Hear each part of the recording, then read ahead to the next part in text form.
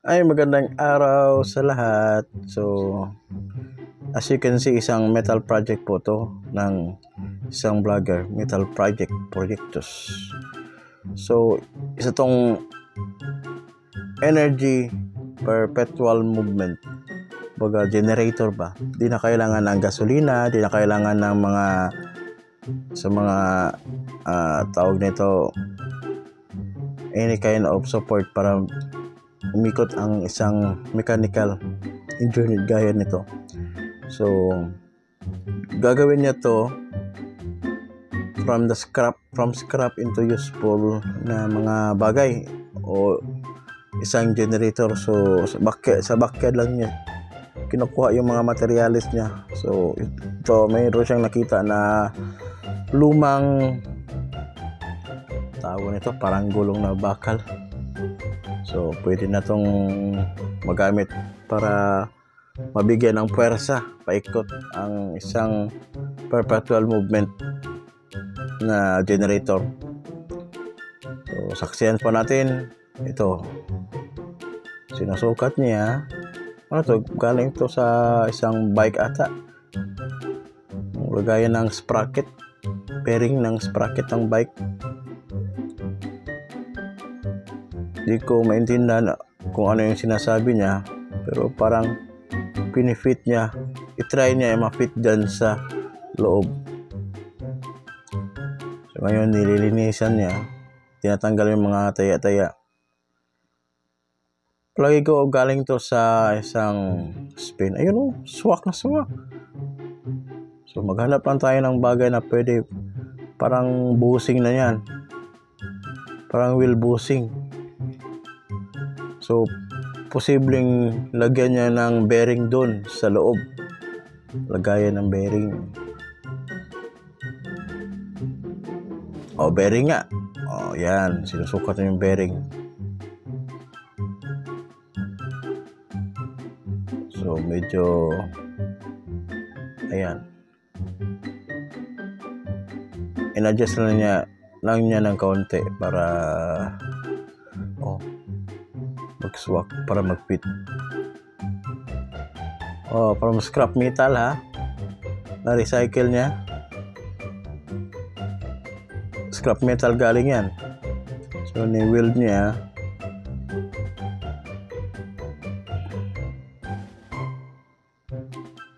Okay. Tapos, pinasok niya yung bakal na parang manibela. Parang katulad noon ba? Pag yung sasakyan mo hindi siya under, pag hindi mo ganunin, di ba? Kagaya ng mga motorcycle or tricycle noon na parang payong-payong tinatawag natin na kailangan pa ng PC, tapos hugutin mo, tapos under na yung motor niya. So, nag-weld siya ng bakal, pinuputol niya, tapos ina-alternate niya. So, mayroon na siyang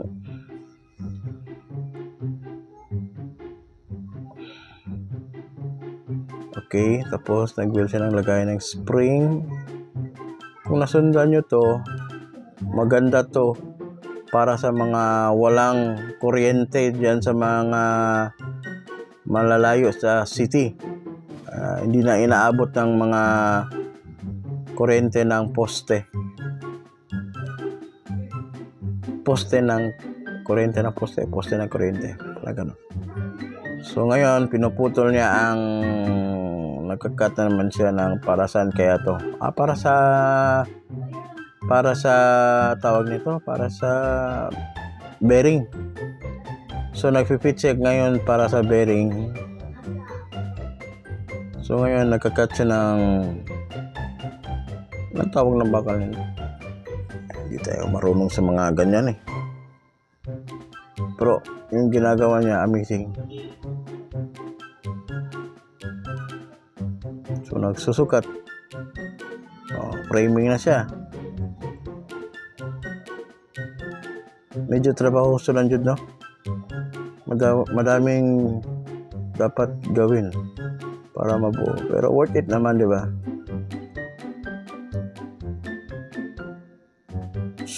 sa gustong gumawa nito, sundan nyo na lang. Nice idea naman. Nice ang technique. Okay. Lagayan para sa motor.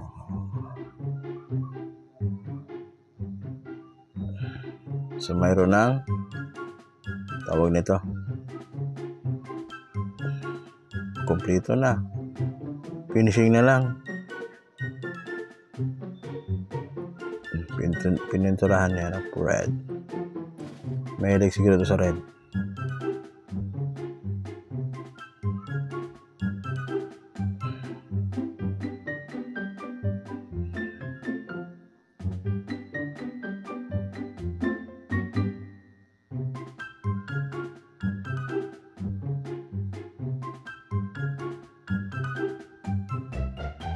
Exhibition pa ata to siya eh.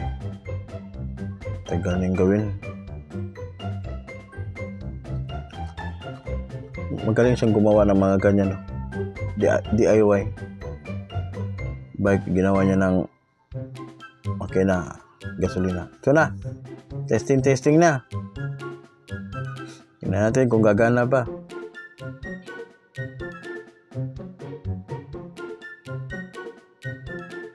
So, yan. Sinusubukan niya. Sa baba is may motor ata, no? Oh. Ayan. Paano yan gawin? Paano? Saan ang kuryente? Paano mo na-prove? Paano ba na-prove nito na may kuryente talagang lumalabas? Dapat niyang subukan, di ba? So, may plug siya. Okay. Daming sat-sat nito. Sige na, explain ka pa na explain dyan eh. Pakita mo na ang result na ang ginawa mo para makopya po ng ating kababayan dito sa Pilipinas. Hindi ka naman pala Pilipino, no? Daming sat-sat nito. Explain pa more. Sige na, diretso na. Baka sinasabi niya kung paano ang instruction, no? Pero one thing for sure na pag once umikot niyang motor na yan, may lalabas na kuryente or output na power source. Sana ipapakita niya dito ngayon kung ano yung result. Kung totoo ba talaga ang ginawa niya na do it yourself na power source na di na kailangan ng kuryente or gasolina para umandar ang motor, produce ng supply ng kuryente. Paano mo yan mapoprove, pre? Dami mo sat-sat eh. Gani, nag-alternate gani. Explain siya, nag-alternate daw. Sa PC. Saan pa niya PC daw? Pwede pa daw anaon.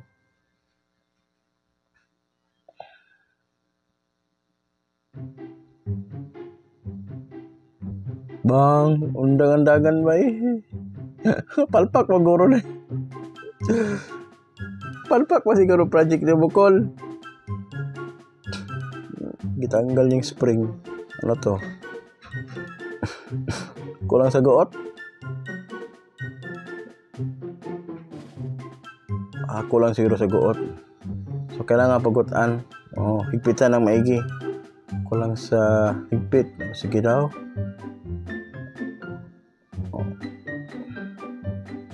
Naka-vlog ka pa niyan, ha?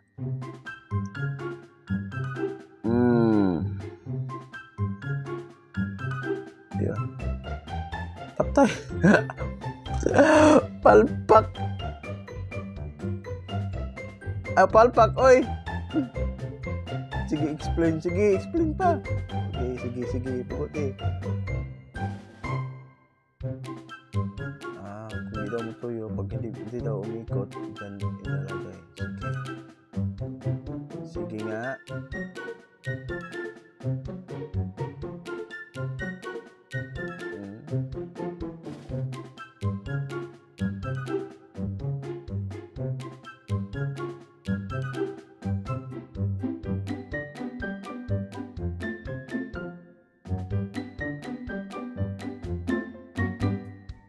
Palpak. Lawa na palpak ko dyan eh. Sige, original video.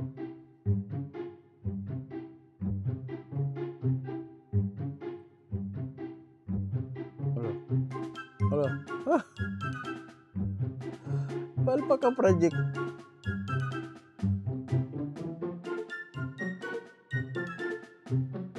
Palpak ang project ni mo, pre.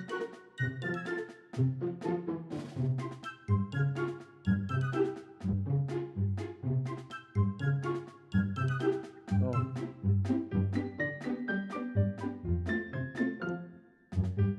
Ay, palpak ang project, oy.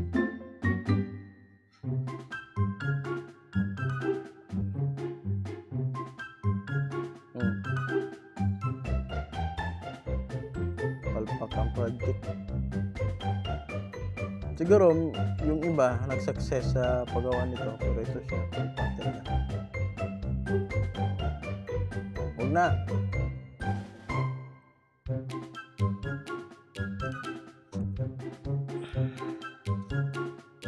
Ay, palpak ko eh. Abi ko magmutuyok na. Palpak, mali kayo.